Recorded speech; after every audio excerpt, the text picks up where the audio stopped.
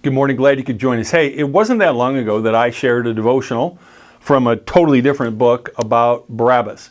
We all have a pretty good idea who Barabbas was. Last time it was from the Book of Mysteries by Jonathan Cahn. Today it's from Come to the Waters by James Montgomery Boyce. So I think we know his story. He was a pretty bad dude, and he was in prison. And Pilate really didn't want to execute Jesus because he didn't think he had done much of anything wrong. So he gave them a way out. He's just like, well, there's this custom, and I'll give you two choices. We've got this guy over here he's robbed people, he's murdered people, he's an insurrectionist. And then you got Jesus, he's just a preacher. But we all know who they chose. And in Mark chapter 15, verse 15, Pilate, wishing to satisfy the crowd, released for them Barabbas. And while we can fault Pilate, and he was trying to please the crowd, he was a people pleaser, so to speak, not a God pleaser.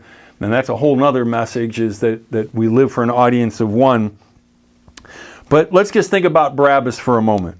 So suppose that he replied this way, what are you telling me? This can't be true. That's too good to be true. It may apply to someone else, someone who has not committed the offenses that I have, a lesser offense. He would say, but I'm a great sinner, I'm a great criminal, I can't believe it. So I'm just going to stay here. Well, that wouldn't be the best approach, I don't think. And I can hardly imagine that response. But some people do that with the gospel. Oh, no, it's for somebody else. No, I'm not one of the goody two-shoes. I'm the sinner. So I wasn't like Barabbas growing up, but I never thought I was going to be a preacher. And it's just amazing that when God's grace starts to work in your life, you get it.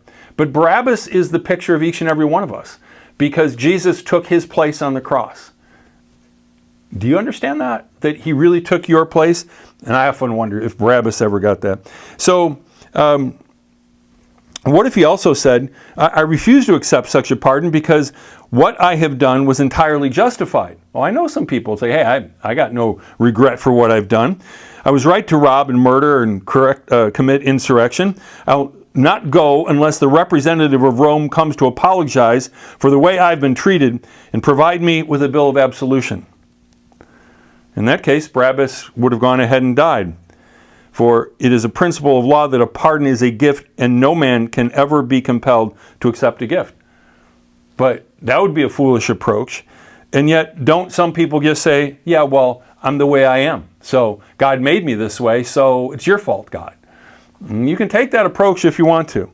Or, again, suppose that Barabbas had responded to this announcement of his liberty and said, you know what, I'm a proud person. I'd like to make myself better first. So that's what I'm going to do. I'm going to make myself better, and I'm going to prove to you that I should be let free.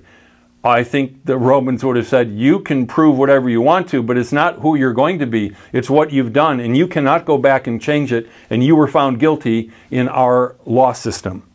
So that would not have worked very well for him either. Are you picking up what I'm saying here? How many people, either through unbelief, just say, that's too good to be true, or God made me this way, so I'm not going to acknowledge that I've done anything wrong. Or they reach the point and just say, you know what, I want to make myself into a better person first. Instead, how about we just come to the point of grace and we say, Lord, all I can do is say thank you. And I want to enjoy the freedom and the life that you've given me. And I'm going to walk out of my jail cell and I'm going to be grateful to you. May that be you today. And may you share that message with someone else. God bless you. Have a great day.